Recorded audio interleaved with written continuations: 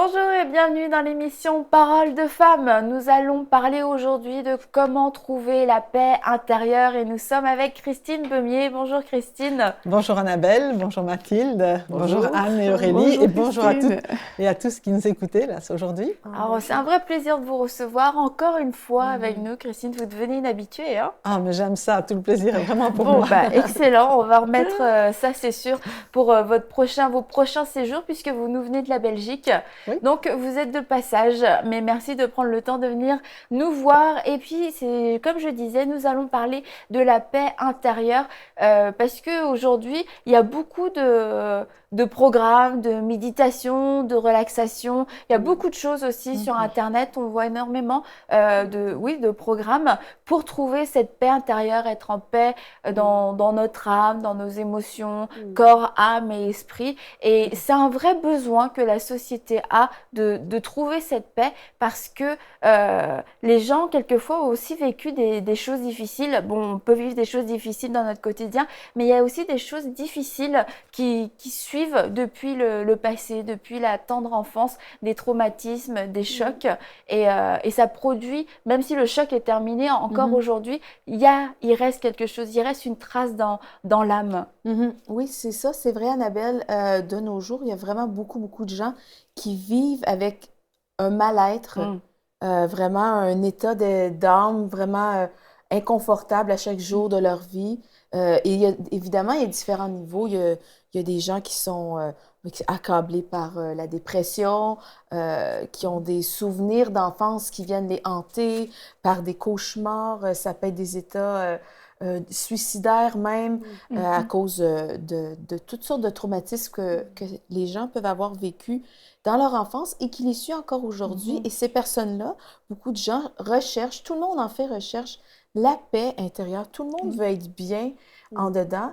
Et il n'y a personne qui veut vivre toujours dépressif. Il n'y a personne qui veut vivre avec des cauchemars. Et c'est ça, il y a beaucoup de gens qui vont traîner ces choses-là qu'ils ont vécues, soit quand ils étaient jeunes. Et ça peut être des peurs aussi, des choses dans ce moment présent. Beaucoup de gens vivent un mal-être à cause d'inquiétude, soit du travail, incertitude dans la famille, des mauvaises relations. Les gens peuvent s'inquiéter à propos de leurs enfants, s'inquiéter à propos de la maladie, ils voient leur corps dépérir. Et aussi, on peut avoir un mal-être par rapport à un grand inconfort, par rapport à l'incertitude face à l'avenir aussi, parce que on peut se demander pourquoi on est ici, on peut se demander qu'est-ce qui va m'arriver aujourd'hui, demain, après-demain, l'année prochaine. Et ça peut causer beaucoup d'anxiété, ça peut causer vraiment, c'est ça, ce mal-être dont on parle aujourd'hui, qui fait que les gens vont vouloir rechercher cette paix, la paix. Mais moi, je connaissais une personne qui avait vécu vraiment beaucoup de chocs extrêmement traumatisants dans son enfance et même à l'âge adulte, à 40 ans et tout ça, la personne faisait encore énormément de cauchemars, se réveillant en sueur, en sursaut, des nuits très agitées. Et cette personne-là s'était tournée vers des choses, vers des magnétiseurs, plein de choses comme ça pour justement retrouver la paix et puis la paix dans son sommeil parce que c'est des choses, comme tu disais, de son enfance qui étaient terminées mais qui continuaient vraiment d'hanter cette personne-là. Et puis, et la personne a essayé plein de choses pour retrouver son sommeil et puis il y a rien qui a réellement fonctionné. Et puis, je pense cette recherche, parce que quelquefois, on ne s'imagine pas comment c'est inconfortable de vivre de cette façon-là. C'est pour ça qu'il y a autant de choses aujourd'hui, parce que c'est une vraie demande. Et puis, la société essaye de trouver des moyens pour y répondre. Et puis, je pense notamment au yoga. Le yoga, c'est devenu très courant quand même aujourd'hui. Ben oui, c'est sûr. Le yoga, c'est devenu peut-être la méthode qui est la plus médiatisée pour trouver la paix intérieure, pour chercher un équilibre de vie. C'est vrai ce que disait Mathilde, on a perdu, si tant est qu'on ne l'ait jamais eu, on a perdu un équilibre de vie. Notre monde nous a embarqués dans un tourbillon qui n'arrête pas. Puis il y a des incertitudes, comme tu disais, par rapport à l'avenir, des soucis écologiques aussi. On se demande où va notre planète et tout ça. Ouais. Tout ça fait qu'on le recherche. Et oui, le yoga, c'est une des façons qui est les plus médiatisées, même dans les écoles maintenant. C'est que mes enfants, on leur en a proposé à l'école et de plus en plus, c'est ajouté au programme d'école. Parce qu'il y a un besoin sincère et le yoga, bon, il y a aussi des méditations, différentes formes de méditation, parce qu'il n'y en a pas qu'une. Ça va des simples exercices respiratoires aux méditations vraiment profondes que peuvent nous enseigner des pratiques orientales, en tout cas. Tu parlais des gens qui ont vécu des traumatismes dans l'enfance, et je sais qu'il y a aussi pas mal de méthodes psychologiques comme le MDR qui ont été développées, qui est assez intéressante aussi, et qui se développe de plus en plus, où on reproduit artificiellement le mouvement des yeux. Et on s'est rendu compte que pendant notre sommeil, notre cerveau classe ces informations par des mouvements oculaires. Et donc, les scientifiques ont essayé de reproduire ces mouvements oculaires pour régler ce genre de traumatisme. Mais c'est vrai qu'il y a certaines personnes qui ont certaines améliorations. Il y a un vrai besoin. On a toutes sortes de techniques. Et il y a une interrogation. Et récemment, je lisais justement un livre d'un neurologue américain. Et on se demande pourquoi est-ce que de moins en moins les gens supportent toutes ces agressions. Et c'est vrai que notre monde est beaucoup plus agressif qu'il l'a été avant, quoique, dans certaines conditions. Mais je parlais de ça avec une sœur africaine, elle me disait, mais en Afrique, les gens vivent des traumatismes terribles. Elle vient du Nord Kivu, c'est une zone en guerre, les gens vivent des traumatismes terribles. Mais comment se fait-il qu'eux arrivent à mieux encaisser ces stress-là que la société occidentale? Et il y a d'autres pistes maintenant scientifiques qui sont très intéressantes aussi, sur l'effet de notre mode de vie occidental qui a complètement ruiné notre capacité à faire face. Mais ça, c'est juste des méthodes, j'allais dire, cosmétiques. C'est juste, on va traiter l'emballage. Mais est-ce que, véritablement, même au bout de plusieurs années de ce genre de pratique, même si on a des améliorations, la question c'est, est-ce que vraiment ça va apporter une véritable paix intérieure et répondre profondément à nos questions? Ça, c'est moins sûr. Est-ce que vous, Christine, vous avez remarqué aussi que particulièrement dans la société occidentale, il y a cette lacune de paix, de sérénité dans la vie de beaucoup de personnes? Tout à fait, oui. Et en plus, je vais dire, comme tu le disais, ça va tellement vite que beaucoup ne prennent même pas le temps de regarder ce qui se passe en eux, mais il y a ce trouble intérieur qui est constant. Et le sens de la vie aussi en même temps. Et ils se disent, mais pourquoi? À quoi sert la vie si c'est toujours pour courir comme ça, si c'est toujours pour vivre ces émotions négatives? Et à quoi sert ma vie? Et je pense que cette émission va aider à répondre, et c'est ce qu'on désire à travers cela, aider à répondre à ces questions d'une manière beaucoup plus durable que ces méthodes qu'on comprend, que les personnes recherchent cela. Par tous les moyens, on veut trouver la paix, on veut remplir aussi le vide intérieur, on veut être apaisé, et beaucoup se tournent aussi vers d'autres pratiques. Oui, en Afrique, on se tourne souvent vers la sorcellerie, le fétichisme. Pas qu'en Afrique. Hein. Et pas qu'en Afrique, c'est vrai. Et même des marabouts, c'est des personnes qui vous proposent des solutions rapides pour résoudre certains défis du quotidien. Et c'est un peu comme s'ils faisaient des miracles. Donc, je viens vers toi, j'ai un problème. Et puis, Oui, parce qu'on voit les petites annonces, quelquefois, appelées marabout pour problème de couple, problème de finances, problème de travail. Il y a une liste, mais toute ta vie est présente là-dedans. Donc, c'est sûr qu'apparemment, il a une réponse pour mais des chaque personnes, chose. justement, ils peuvent penser que ces gens ont des solutions parce que sur la base de... C'est un peu une pratique de manipulation quand même, parce que sur la base d'une manipulation, on arrive à vous faire dire certaines choses qui font en sorte que, voilà, vous dites votre vie et ce sont des éléments dont on se sert pour pouvoir vous proposer des solutions. Parce que les personnes qui vont chez les marabouts, par exemple, il ne faut pas oublier qu'elles pensent bien faire, hein. C'est pas en soi, pour elle, c'est pas quelque chose de négatif, mais au final, on se rend compte que la solution qu'on était parti chercher là-bas, elle n'est pas toujours trouvée, parce que beaucoup de gens relatent le fait que chaque fois qu'on va on va par exemple vous dire, OK, faites telle chose si vous voulez être guéri, si vous voulez que votre problème soit résolu. OK, la chose est faite, mais le problème, il n'est pas résolu. Et après, vous revenez, ah non, c'est parce que vous n'avez pas fait telle autre chose, vous pouvez encore faire telle chose. En fait, on tourne dans une spirale sans fin. Et la paix qu'on était venu chercher et la solution qu'on était venu chercher, on ne l'a pas toujours, mais on est comme dans un cercle, on tourne tout le temps et on revient à la case départ. Et quand on parle de sorcellerie, de marabout, de féticheurs, Christine, vous disiez, c'est pas que en Afrique. Et c'est vrai parce que moi, j'ai déjà entendu des témoignages de gens qui allaient voir, mais on ne le disait pas que c'était forcément une sorcière ou une maraboute. Ça se féminise. Mais c'était le même principe. Il fallait faire des choses, poser des choses à des endroits spécifiques. Mais toi, quand t'en parles, est-ce que c'est dans une hutte avec de la fumée, puis on fait des incantations, ou alors c'est quelque chose de plus accessible, entre guillemets? Moi, personnellement, je ne suis jamais allée chez un marabout. Donc, tout ce que je sais, c'est vraiment ce qu'on m'a dit et ce qu'on m'a raconté, ce que j'ai pu voir aussi dans les films africains. Bon, ça dépend.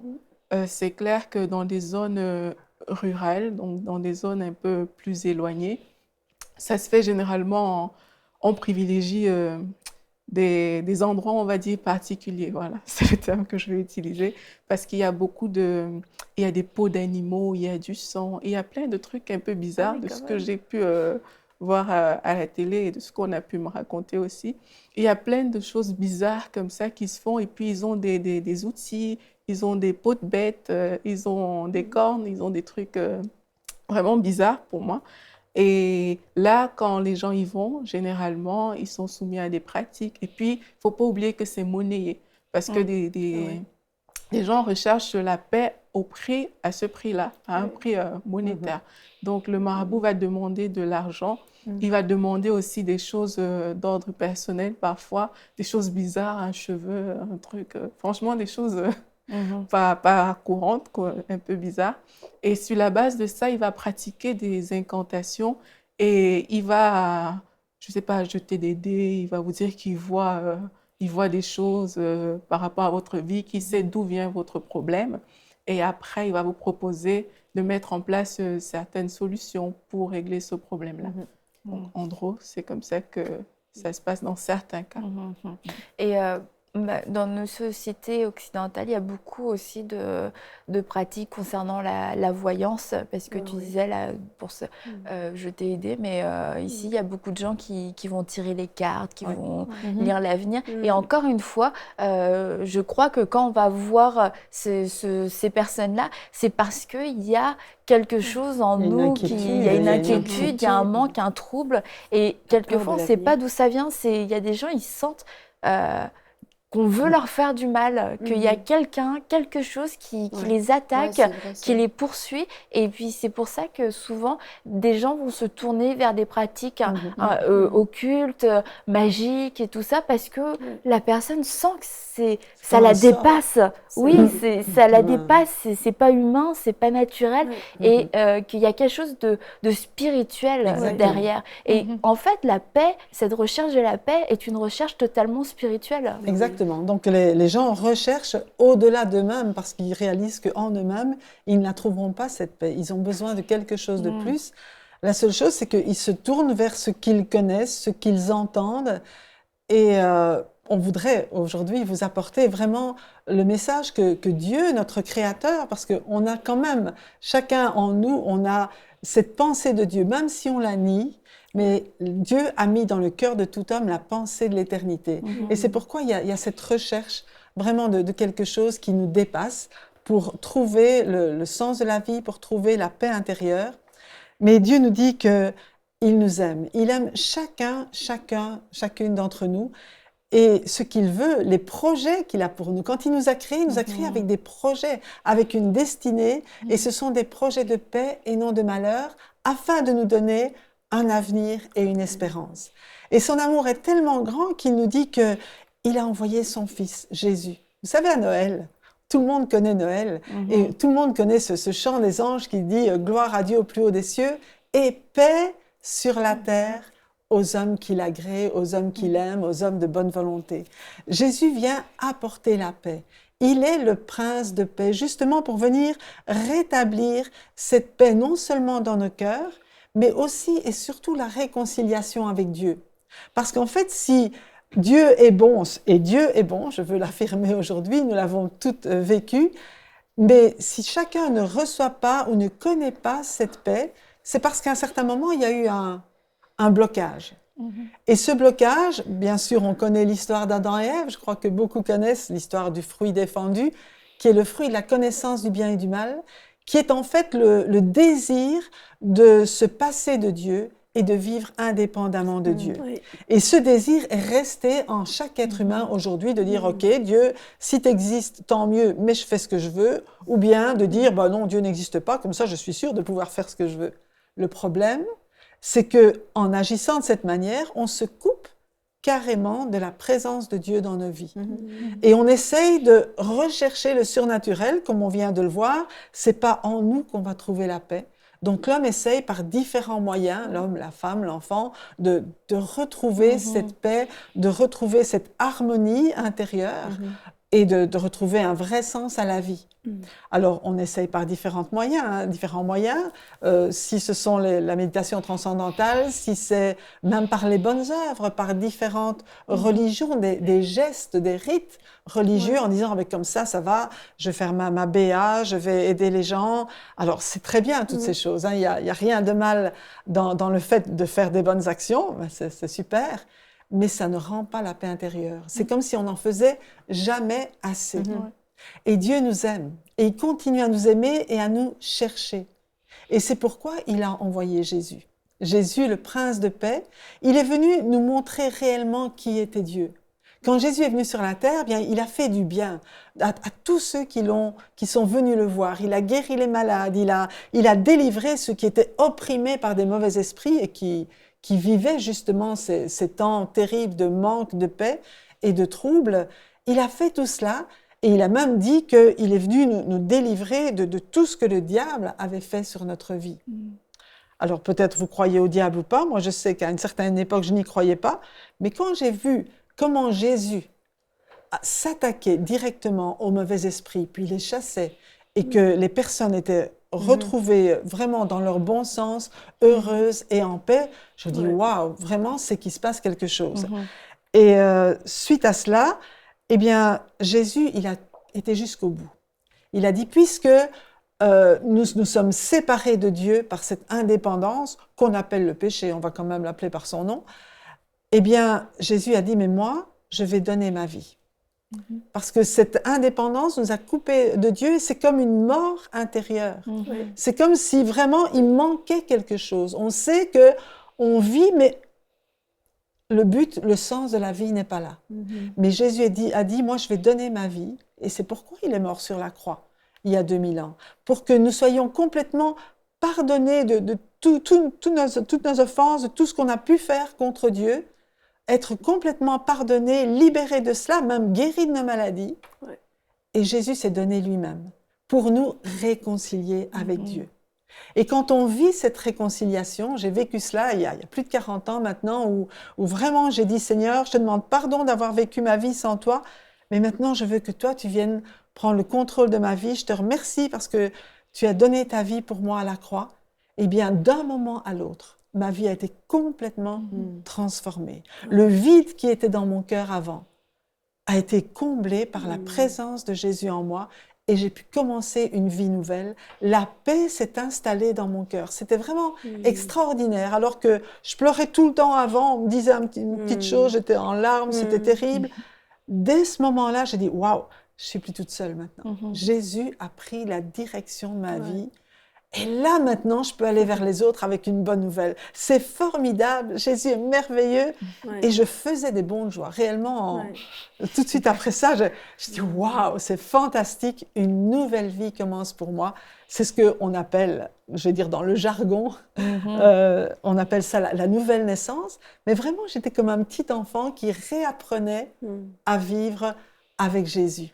Et ça peut être pour chacun, parce que Dieu cherche chacun d'entre nous. Si vous vivez maintenant des moments difficiles ou si vous ne connaissez pas cette paix intérieure, si vous n'avez jamais fait vraiment la paix avec Dieu, ça vaut vraiment la peine, ça vaut la joie vraiment de faire cette expérience qui n'est pas qu'une expérience.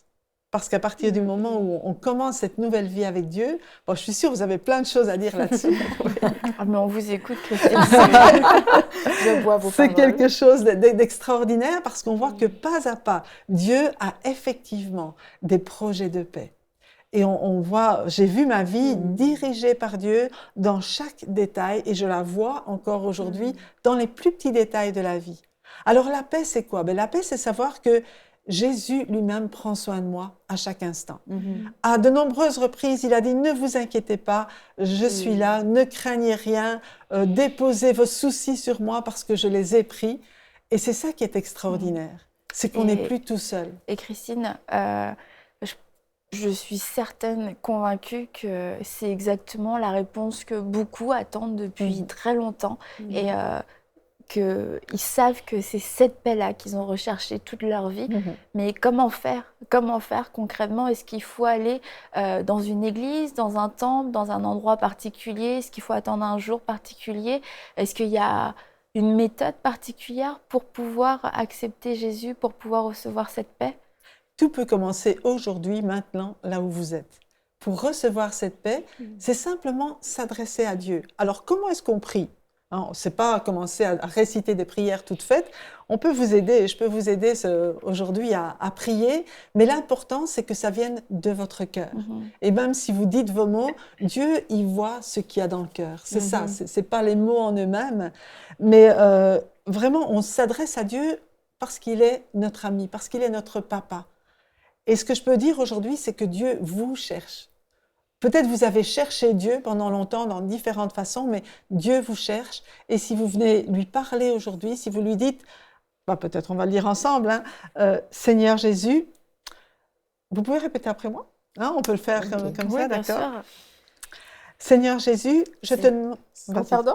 Non, vas-y. Seigneur Jésus, Seigneur Jésus, je te demande pardon d'avoir vécu ma vie par moi-même. Je te demande pardon d'avoir vécu ma vie par moi-même. J'ai tout essayé pour essayer de trouver la paix. J'ai tout essayé pour essayer de trouver la paix. Mais aujourd'hui, je comprends que c'est toi qui donnes la paix. Mais aujourd'hui, je comprends que c'est toi qui donnes la paix. Que par ta mort sur la croix, tu m'as acquis cette paix. Par ta mort sur la croix, tu m'as acquis cette paix. Tu m'as réconcilié avec mon Papa céleste. Tu m'as réconcilié avec mon Papa céleste. Et je veux te recevoir dans ma vie aujourd'hui. Et je veux te recevoir dans ma vie aujourd'hui. Merci de pardonner tous mes péchés. Merci de pardonner tous mes péchés. Merci parce que tu fais de moi quelqu'un de nouveau. Merci parce que tu fais de moi quelqu'un de nouveau. Merci parce que tu viens dans ma vie. Merci parce que tu viens dans ma vie. Et tu me conduis par ton esprit. Et tu me conduis par ton esprit. Merci pour ton amour, Seigneur Jésus. Merci pour ton amour, Seigneur Jésus. Amen. Amen. C'est pas compliqué. Donc en fait, Christine, je comprends que si on recherche la paix, on a besoin de faire la paix avec Dieu. On a besoin de faire la paix avec Dieu et la paix avec Dieu va produire en nous aussi la paix avec nous-mêmes.